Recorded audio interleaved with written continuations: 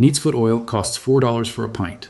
A single pint, applied twice a year, will last the average household 5 to 7 years. Pure beeswax costs $2 for a 1-ounce block. That block will condition every leather item in a home for the rest of the owner's life.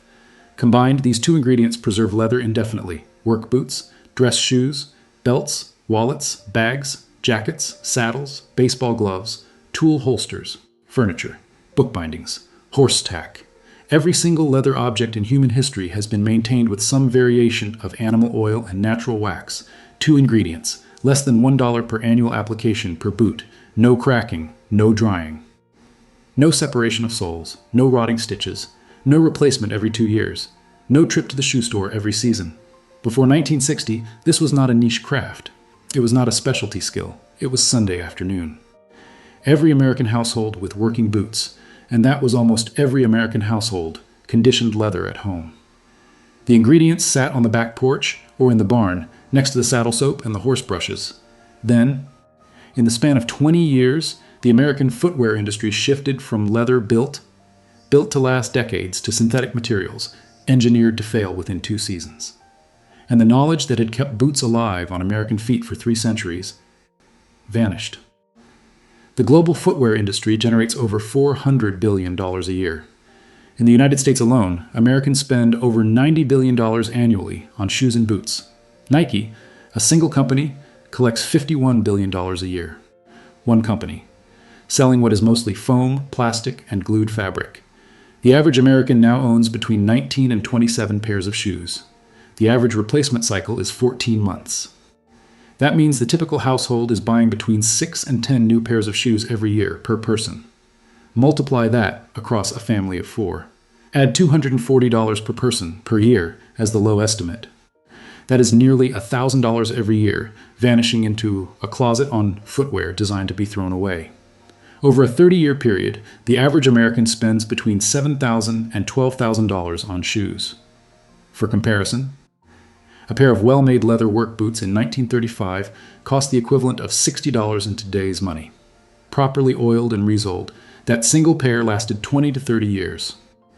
The lifetime cost of footwear in a Depression-era household was under $200 per adult.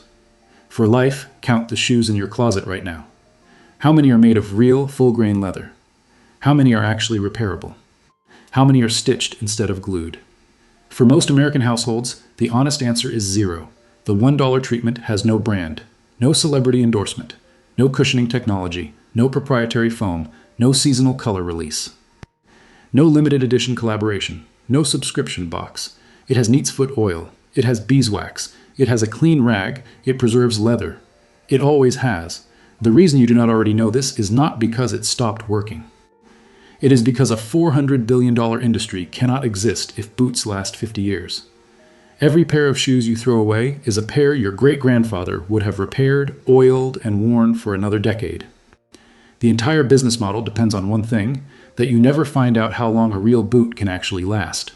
In 1935, the average American working man owned exactly 2 pairs of footwear: a pair of work boots for the job, a pair of dress shoes for Sunday. Both were made of full-grain leather, stitched with waxed linen thread, and built on a replaceable leather sole. A pair of Red Wing work boots, manufactured in Minnesota since 1905, cost $6. Adjusted for inflation, that is roughly $130 today, less than most modern sneakers. Those boots lasted, not because the leather was magical, because the owner oiled them. Every month, a worker would rub neatsfoot oil into the uppers, work beeswax into the seams, and polish the surface with a soft cloth. The leather stayed supple. The stitching stayed sealed. The soles, when they finally wore through after a decade of work, were replaced by a cobbler for 50 cents. This was not a hobby. It was basic maintenance. Like oiling a door hinge, then came the post-war materials revolution. In 1957, DuPont introduced Corfam, the first fully synthetic leather substitute. It was marketed as superior to real leather, waterproof, scuff-resistant, easier to maintain.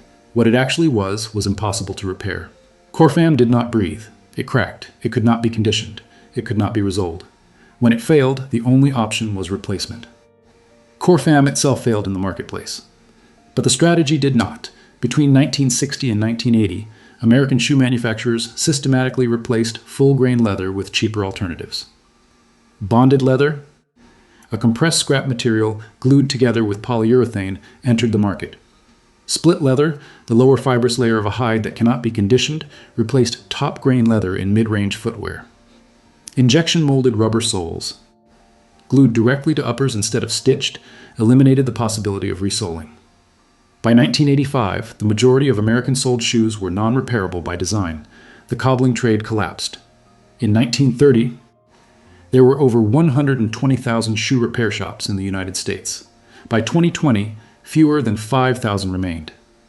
An entire skilled profession, present in every American town for 3 centuries, was hollowed out in a single generation. Not because the skill was obsolete, because the shoes themselves had been redesigned to make the skill irrelevant. The United States Department of Agriculture, in studies conducted between 1928 and 1945, documented leather treatment protocols for military and agricultural applications. The findings showed that properly oiled leather, stored correctly, maintained structural integrity for 50 to 70 years. The research was published. It was used to specify military boot care through the 1960s. It was never referenced in a consumer footwear advertisement after 1965. Not banned outright. Just never mentioned again in any mainstream shoe care marketing. Never printed on any store display. Never taught in any retail training manual after 1970. The system has 3 components. Every one of them is available at any farm supply store, hardware store, or online retailer for a combined total of less than $6. Here is exactly what each one does, how it works, and how to apply it. Asterisk Component 1, neatsfoot oil. A pint bottle costs between $4 and $6 at any farm supply store or saddle shop. That pint will condition every leather item in a typical household for 5 to 7 years. Neatsfoot oil is rendered from the shin bones and feet of cattle. It is the oldest and most effective leather conditioner in use. The molecular structure of the oil closely matches the natural fats that living cattle hide produces. When absorbed into tanned leather, it replaces the oils that were stripped during the tanning process, and that evaporate slowly over years of wear. The chemistry is straightforward. Leather is animal skin. Animal skin is a matrix of collagen fibers held together by natural lipids. When the lipids dry out, the fibers stiffen, crack, and eventually fracture. Neatsfoot oil penetrates the fiber matrix and replaces the missing lipids. The leather returns to the flexibility and water resistance it had when the animal was alive. The application is simple. Warm the oil slightly by placing the closed bottle in a bowl of hot water for 5 minutes. Warm oil penetrates deeper and faster than cold oil. Clean the leather first with a damp cloth to remove surface dirt. Let it dry completely, about 30 minutes. Apply the oil with a soft cotton rag, working it into the leather in small circles. Focus on the flex points, where the leather bends during wear, and on the seams where stitching meets the uppers. Use sparingly. A dry leather object should absorb oil for roughly 10 minutes. After that, wipe off any excess and let the item rest overnight. 1 ingredient, $4. Replaces every commercial leather conditioner, leather revitalizer, and boot cream on the market, plus the 10 commercial products sold to condition saddles, baseball gloves, furniture, and bags. Component 2, pure beeswax. A 1-ounce block costs between $2 and $4 at any craft store or beekeeping supplier. A single block will last most households for decades. Beeswax is the sealant half of the formula. Where neatsfoot oil penetrates and softens, beeswax coats and protects. Together, they produce what cobblers call dubbin, the traditional leather treatment used by European armies and American frontier families since the 17th century. The science is simple. Beeswax has a melting point of around 145 degrees Fahrenheit. When rubbed into warm leather and worked with friction, it liquefies just enough to penetrate the surface pores and then solidifies into a flexible, waterproof barrier. That barrier repels water, resists dirt, and seals the stitching. The application method is as follows. After the leather has absorbed the neatsfoot oil and rested overnight, warm the beeswax block slightly with friction or a hairdryer.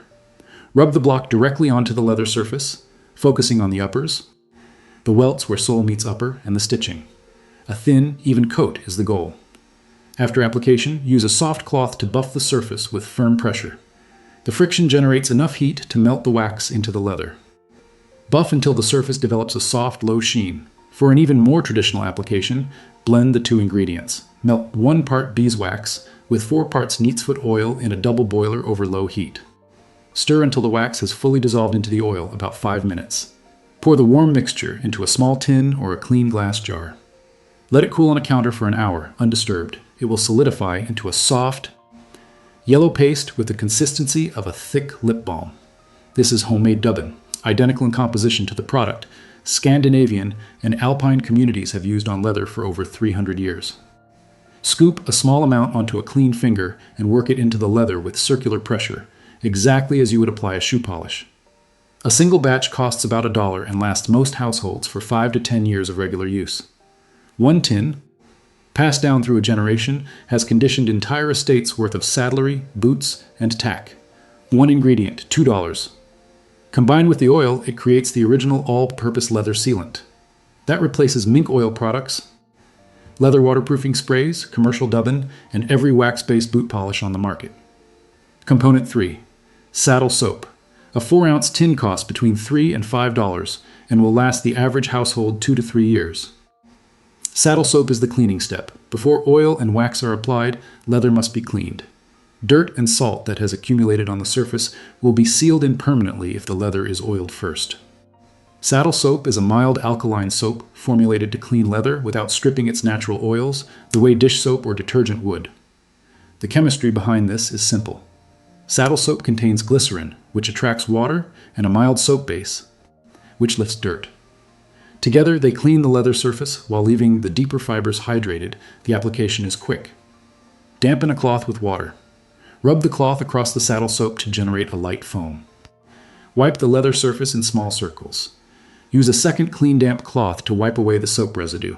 Let the leather dry completely, overnight if possible, before applying oil, the full treatment sequence. Clean with saddle soap. Let dry 24 hours. Apply neatsfoot oil. Let rest 12 hours. Apply beeswax or dubbin. Buff to a low shine. The entire process takes about 30 minutes of active work. Spread across 2 days. Repeated twice a year. This protocol will extend the life of a pair of work boots from 2 years to 50. 3 ingredients. Under $6. Replaces 20 commercial leather care products and extends footwear life by a factor of 25. Asterisk, the chemistry has not changed since your great-grandfather's time. Animal oils still replace the lipids that dry out of tanned hide. Natural waxes still seals and waterproofs the surface. Mild soap still cleans without stripping. The products on the shelf at the shoe store do the same things. In smaller bottles, with synthetic additives, with $90 designer labels, and with a built-in assumption that your boots will be in the landfill within 18 months anyway.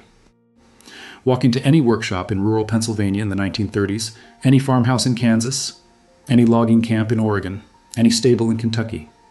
You would have found the same 3 things on a shelf near the door. A tin of dubbin, a bottle of neatsfoot oil, a cake of saddle soap. This was not optional equipment. It was the minimum. Every working American with a pair of boots maintained those boots as a weekly ritual. A man's boots were expected to outlast his career. They were willed to sons. They were resoled 3 times before they were retired. From the colonial period forward, American cobblers, saddlers, and harness makers trained apprentices in the same formulas. The ingredients changed slightly by region. Bear grease on the frontier, tallow in New England, lanolin in the Mountain West, but the principle never changed. Animal fat to penetrate, natural wax to seal, time and friction to bond them together. During the Depression, when a pair of boots represented 2 weeks of wages for a laborer, the idea of throwing them away after a season of wear was absurd. Boots were repaired, soles were replaced, uppers were patched, the leather was fed like a living thing. Because, in a sense, it still was. The Swiss Alpine guides have used the same dubbin formula on their climbing boots for over 400 years. The British cavalry specified neatsfoot oil for all leather equipment through 2 world wars. Scandinavian fishermen have waterproofed their boots with beeswax since the Viking Age. The knowledge is not American. It is human. It spans every continent, every century, every climate where cold hands and hard work required boots that would not fail. It was the most universal workingman's knowledge on earth. And it took exactly 1 generation of marketing to make it disappear. For $5, 1 pint of neatsfoot oil, 1 block of beeswax, and 1 tin of saddle soap, you can extend the life of every leather item in your home by decades.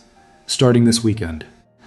The same formula that kept American boots on American feet for 300 years will keep yours working long after your current pair would have been thrown away. The Complete Depression Era Household Manual, including the exact dubbin recipe, application schedules for every leather item, and the full system of 100 formulas that replace every product in your home is linked in the description below. Tomorrow. This channel will show you how your great-grandmother kept a kitchen knife sharp enough to shave with for 50 years, using a single dollar's worth of tools, and why the cutlery industry made sure you would never learn it. Every product in your home once had a $0 version. They buried it. Now you know.